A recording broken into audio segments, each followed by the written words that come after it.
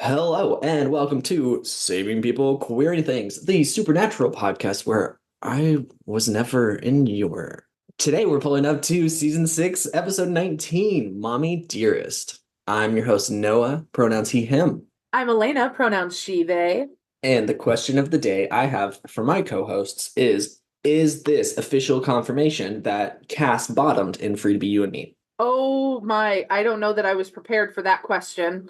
Because if he was never in Dean's, but he put such emphasis on your. He really did, didn't he? Hmm. Hmm. I think this is confirmation Yeah, of bottom cast as much as we're gonna get from the 2000 CW. yeah, that's I accept yes. Okay, But cool. what my answer to that question is yes. I don't even think it was really a technical question, but it's yes.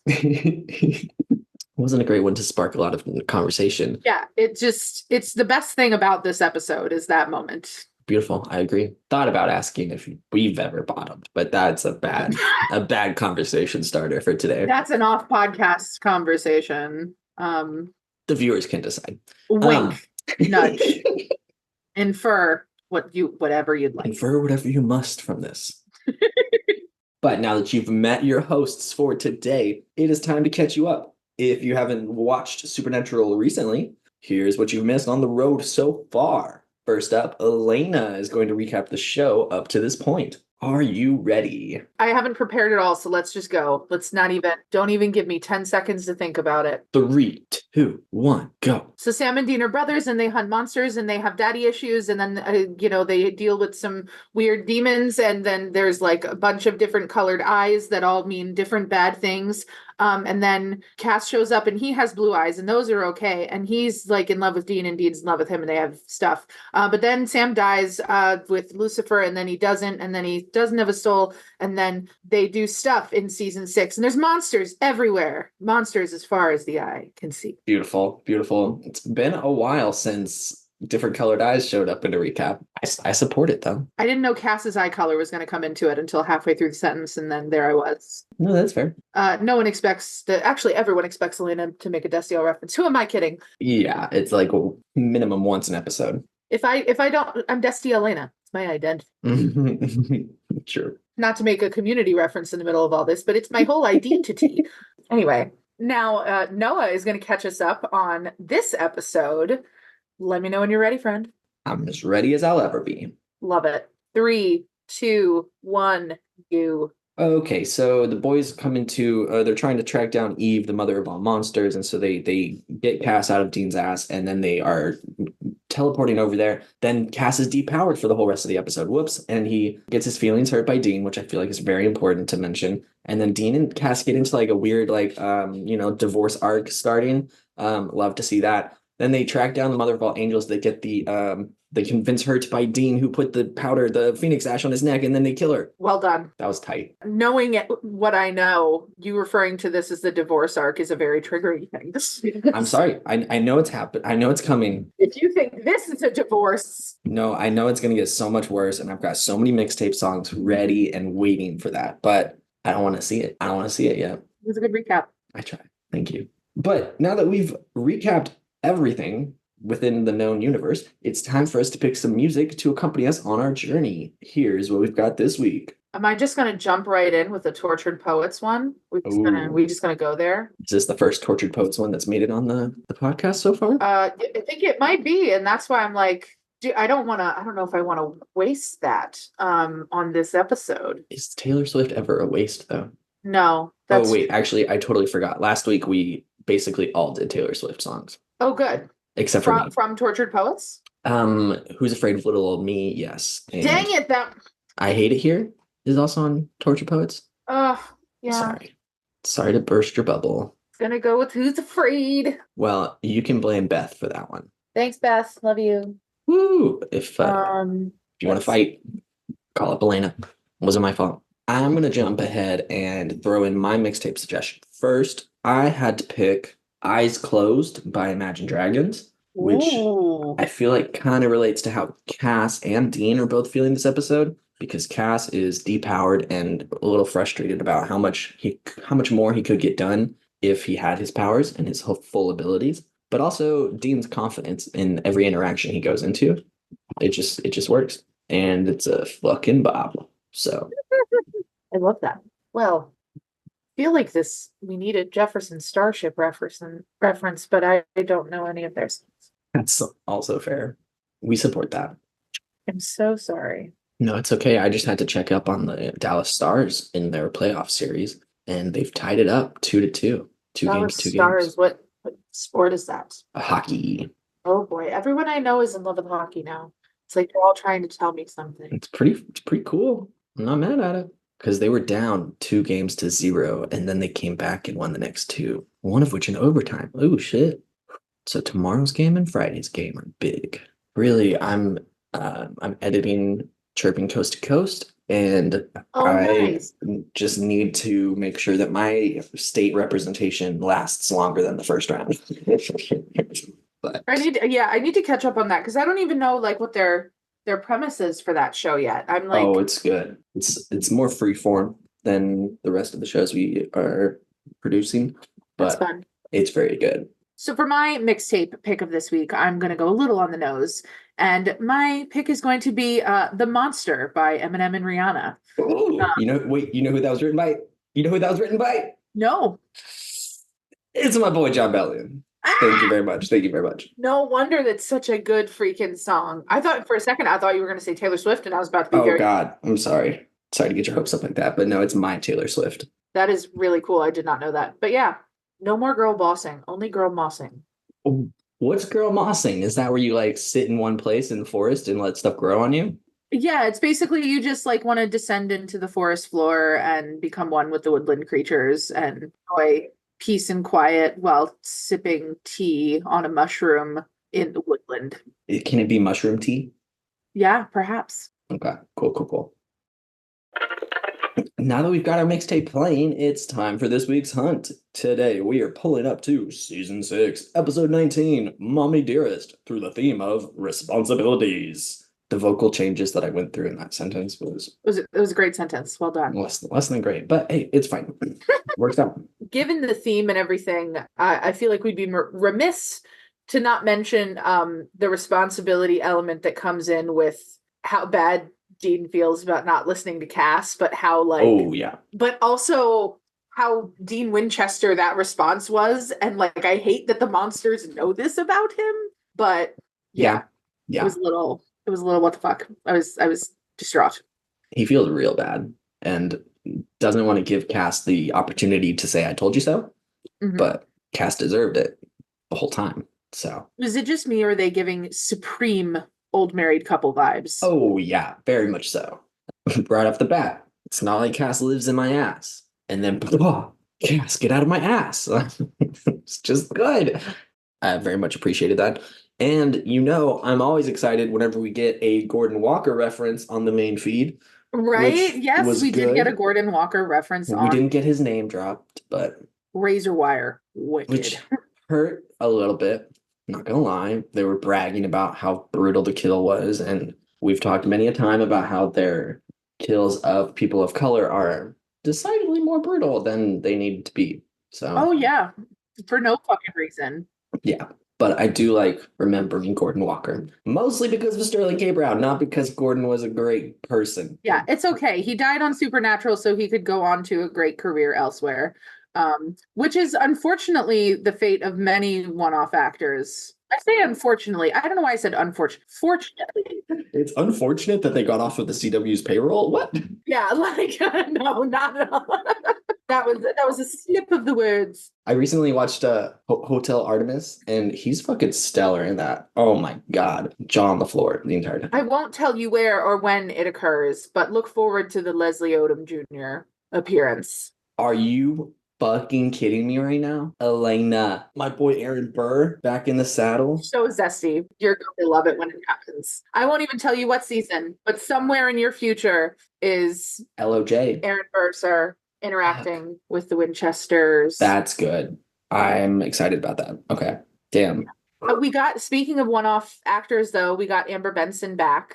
As Lenore? Which I'm still to this day mad that they brought her back just to kill her within 5 seconds. That hurt a little bit. Yeah, especially because I'm like, listen, after Buffy, like, how many times do I have to watch this sweet, sweet woman die? Like I just want happiness for her. And this one was pretty brutal. Like she gets burned from the inside out. Just casually, you know. Smitey Smitey McSmiters. McSmiderson. Yes, it was such a good move. I love that Dean he's a little proud, honestly. Whenever Cass does the do and Lenore falls to the ground, and there's a half second where Dean like spreads his arms and he's like, "What?" Like, and now you've done it. Okay, cool. But he's a little bit proud. Yeah, I feel like anytime Cass goes into like powerful Smitey McSmiderson mode, Dean becomes that like Bill Hader meme where he's like, "Well, mark me down as scared and horny." Like it's Correct. just gets Dean anytime Cass exhibits powers. Big correct. But Yes. then on the flip side, this episode, we also get the classic, iconic "baby in a trench coat" line. And then Cass just stares out the window dramatically, and Thank this you for this. angsty emotions on his face. Oh my God. And Sam's his delicate whispers, I think you hurt his feelings. Like It's so good. trying to not let Cass over here, I guess, even though he's And sitting right next to also, him. I love like this is one of the fun parts about watching the older episodes of the show in like 2024 is like Bobby being bent out of shape over a fucking iPad. Yes. He's like, I wanted a computer. Okay. Well, sir, Like this one you can hold in your hand and has a pretty decent processing power, even at that point in time. And it's way less clunky than a big laptop because the laptops you've been seeing you use this whole series have been chunky motherfuckers. And mhm. pulling that out in a diner booth that's already cramped. Are you kidding? Come on, sir. He just wanted to pull out like one of those ones that's got like the big boxy monitor. And it's got like the handle built into the back of it. So yeah. Hmm. Hmm. Carried around like a yield and typewriter. Yeah. Bless Bobby. Okay. Come on, Bobby. Please get a little bit more adept with the times so you can be the most efficient self that you can be. Speaking of efficiency, Castiel and his painful burning sensation. Oh my. And Dean does a little glance. Uh-huh. A bold claim, an interesting choice. I thought you said you were never. Okay, never mind. It was good though. I like him trying to lie. And I love the lady just being maybe get some ointment. Yeah, some ointment, baby girl. And next time you guys use lube, okay? Just trust me. Exactly. That's the vibes that she's throwing Wait a out. minute. My brain never put the two and two together that Cass is dealing with a painful burning sensation the same episode that he wasn't in Dean's ass. Uh-huh. Uh-huh. I have questions. Castiel's got the answers, but we're not here for that today. We're here to answer the question of how do they have two cars in Oregon and neither one of them is the Impala? When they meet up, Bobby and Sam are in one car, or I don't remember how it's split up, but oh no, it's Cass and Dean and Bobby and Sam in one car, and then they meet up at one point, and neither of the vehicles are the Impala. Uh, hmm.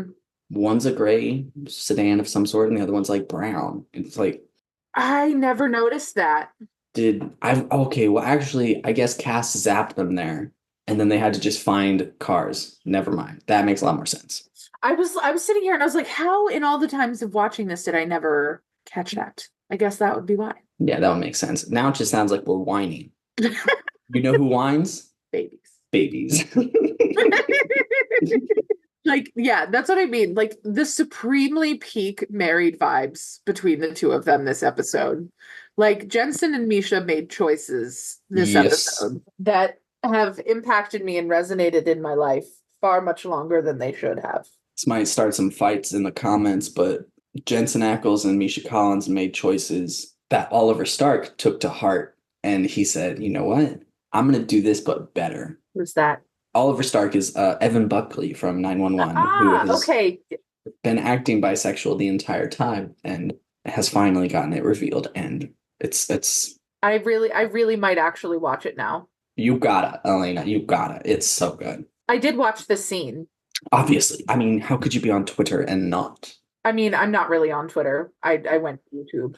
Okay, that works too. Listen, I haven't been on the app formerly known as Twitter in such a long time because every time I go on there, it's just Gay porn. No, because if it was just gay porn, it would be a fun place to be. There's nothing good about Twitter anymore that I am able to discern. Fair. Because the only reason that I was still going on Twitter for any reason at all was because Flag Means Death fandom shit was on there. But then I just followed an Instagram account that reposts the shit from Twitter, so I can get the content without being on Twitter.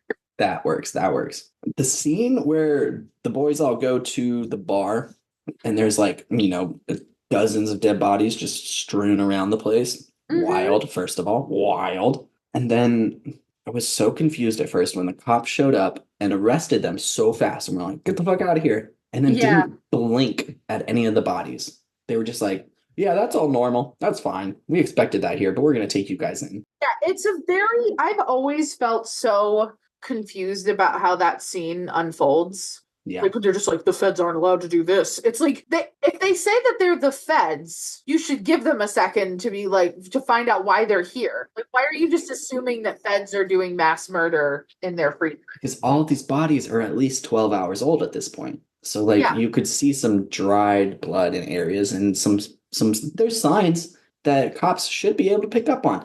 But not 5 minutes later we get the reveal that they were all turned already. So they weren't trying to do their jobs properly. They're all monsters anyway. It's fine. Ugh. Okay. What did you think of Cass's interrogation methods? That was pretty brutal. Pretty badass a bit. He took his emotions that he was feeling about his boyfriend and him arguing and channeled it into his interrogation techniques. And honestly, we relate. Who hasn't, killed a vampire over frustrations with their significant other? Sorry, a Jefferson Starships. You're entirely correct. I'm sorry, thank you. What was your reaction to Dean naming them? It was pretty funny. He was so proud of himself. Like the fact that he instantly corrected Sam just another second later, and he's like, Jefferson Starships, please, thank you. It's like, this is my important scientific discovery. Please get it correct. He was so happy to be able to be like, oh, well, I discovered them. Wow, thanks, Bobby. I get to, let me think about this. Jefferson Starships. And I love how like Dean Winchester's like one track brain was just like musical group. Like what else would he call it? And it is kind of fun to, refer to them as starships in an abbreviated sense. Like, that's cool. I dig that. But it doesn't seem like it's going to last longer than this episode. Nope. Sucks a little bit. Into the lost cannon jar they go. Damn. Never to be seen or heard from again. In this situation, it makes sense that we wouldn't see them again because the mother was making them. Eve was making them. So it was like, well, if they all die... Like season 6 of Supernatural was like really just like peak women mistreatment. Like it gets real rough in season 6. Oh no. It's like in this episode, well, because like Eve is such an interesting villain and they introduce her and then you meet her for like 10 minutes and then they kill her. And I wish I could say that she wiggled out of that one, but she did not. She straight up ate the thing that was supposed to be able to kill her. And which the brilliance of Dean's double entendre of bite me. He knew what he was doing whenever he made 5 bullets, which, okay, side note, now in season 6, they are making their own bullets to kill monsters with specific instructions. And when I was begging for them to make more silver bullets back when they had the cult, they couldn't figure out how to do that. Well, because I don't think with the cult, they were just silver bullets. They were like the cult bullets. No, I don't think they were though. I think they were they were silver. No, they couldn't have been silver because silver doesn't kill like. Well, but I thought it was the gun that made it. Like the gun had enchantments built into it and it was made in such a specific way that like. Well, because if it was the gun, then it wouldn't have mattered that they used bullets in season 1 and 2. But if it was the bullets, then they could have just put all of them into different guns and been like, okay, now we all shoot him at the same time, or we split it up so all 3 of us have a shot. Instead, it was like, we got this one gun and it's got 3 bullets and we can't figure out how to make more. Until demons. I'm so happy to see growth in that area, as small as it may be. It was really just to kill the one monster and now she's gone. So they did the job. But once Dean made 5 bullets, handed out 1 to each of the 4, and then there was 1 extra, right? I was like, okay, where did that one go? What's going on there? Know. And I want to know when he put it on his neck. Like, do you think he put it on before walking in there? Because Sam didn't seem to know about it. So he wouldn't have done it in front of Sam. Yeah, So, I had never really thought to like think about the timeline of when he actually did it. and if he's, it's Oregon, so I guess they're not sweating too heavily, so it won't, run off or whatnot. But I want to believe that in the conversation, he like kind of stretched and dumped it on. Yeah, I've always thought of it as like a Dean pulling a smooth one. So this, I really don't think Sam knew what was it because his reaction is very like, oh dear God. Also, it's important to point out that as soon as Eve starts threatening to turn them, Sam has a very visceral reaction to the concept of becoming a monster again. And he hates that. He Yeah. is afraid of that. Like that's the one thing that really like makes him feel afraid. Yeah, well, I don't blame him. Not with his character history. Like, good God. No, he's gone through so much trauma related to that. Fuck. Yeah. Some definite season 4 callbacks there. Also, love the confirmation that Crowley is alive and kicking. Yes, how did you take that one? I fist in the air. I am the master commander. Yes, here we go. Oh, Captain, my Captain. It was very good. I love Crowley, and well, I don't know how much I love him after the end of this episode, though, because it being revealed that Cass and Crowley have been working together for who the Yeah. fuck knows how long. Oh, you gotta find out how long. Are we gonna get flashbacks soon? Yes, that's a yes. Uh-huh. Too much silence is a yes. So thank you. I appreciate it. Love getting Mark Shepard back on the show. Yeah, he's brilliant. And it is well documented my issues with season 6, but the backstory reveal of what's going on there, one of the best things they've done in a minute on this show. Good to know that they won't drop the ball on the backstory reveals. I love that. Yeah, for once. I hate to see that both Sam and Bobby are doubting Cass, even though it's real and it's legit. It's kind of like nice how they do it though, because they kind of tease it at the beginning when they're like, I think you need to make the call. And then at the end being like, what if Cass is not really being Cass right now? This might be this. I know I mentioned this earlier about this being the start of the divorce arc, but this might be the start of Castiel's working for a bad side now. I know that August hates season 9, and you aren't a fan of season 7?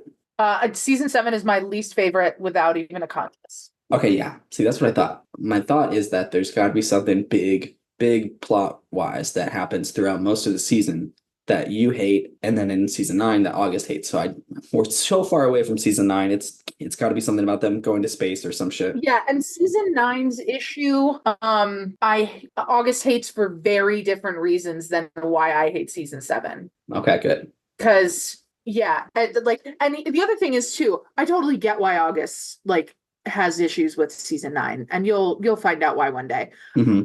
But it's so fun. Like I'm excited that like we're in this era of the podcast now, because these are like the ones I've watched live. And so like I remember the night that I watched this one and like freaking out because Samantha Smith has that cameo, which also, how did you react to that? I was very happy about that. It was really cool to see her back. Dean saying, "Call you later, Mom." Right. That hurt. That hurt a lot. Just the looks on their faces. They are sent back into a trauma spiral in the moment, and it hurt to watch. What is supernatural if not the trauma spirals we met along the way? It was really good though. I did enjoy this episode. Yeah, it's one of those episodes where like its gems are very shiny. Yeah. But overall, I'm not a huge fan of it. Like I disliked it a bit more than I remember. Okay. I like the idea of hybrid monsters coming about, and I would love to see that explored further. I think that's my issue, is that it's such a cool concept and she's such a cool villain, and she just gets such an epic introduction. Like they build up to her all season. And that was the other piece I remember about thinking when I got to this episode, because I was like, wait a second, they just simultaneously revealed and killed off the big bad in one episode, and there are 3 episodes left this season? Yeah, which leads me to believe that Cass is going to be bad, and that's going to be the big reveal that's going to happen in the last 3 episodes, and I don't like that. The anxiety felt in those final weeks of season 6 airing were something. So I'm kind of glad that you get to like know that. It's like when you're watching a season finale and every big plot point gets wrapped up 20 minutes into the episode, and there's still 40 minutes to go, and you're like, wait, stop, hold up. I don't like this. What's happening? Yeah. It's bad. Yeah, you're just like, that's enough slices. Yep. Yeah, I remember being very concerned about that fact and being like, if you've killed her off, what the fuck is going to happen over the next three? And the way that they did it was that season or episode 20 aired, and then episodes 21 and 22 were like a 2 hour Oh shit. back-to-back season finale. I feel like that means we should do a back-to-back episode recording for that. I would love that. That'd be so fun. Interesting. Or maybe a back-to-back, we record the first one and then watch the finale together and then go right into recording it. That might be fun. Okay. Well, we'll talk to the group about that. That'd be good. Yeah. Any other? That's really all I have for main points, I think. Fair enough. Me too. Which now brings us into our final and some would say favorite section of the episode, our blessing segment. Who would you like to bless this week, Elayna? I would like to bless Marshall. Damn. Okay. Because we didn't even really talk about him, but like, gosh, like what a brutal scene. To have, and I think also that scene was always kind of refreshing because this is the same season where we have soulless Sam, and so to in Sam's to Sam's credit, like this is a really beautiful moment with him, where like you see that he cares again. And like he knows that this guy is gonna die like in minutes. Yeah. And he just encourages him the whole way. And they're like, no, you're not hallucinating. It's fine. Your ambulance is on the way. Like Yeah. So trying to give him as much hope as he can. And like all the fucking there's so many people die this episode for no fucking reason. Ed. Presumably an Eddie in there somewhere. Oh shit. Damn. Yeah.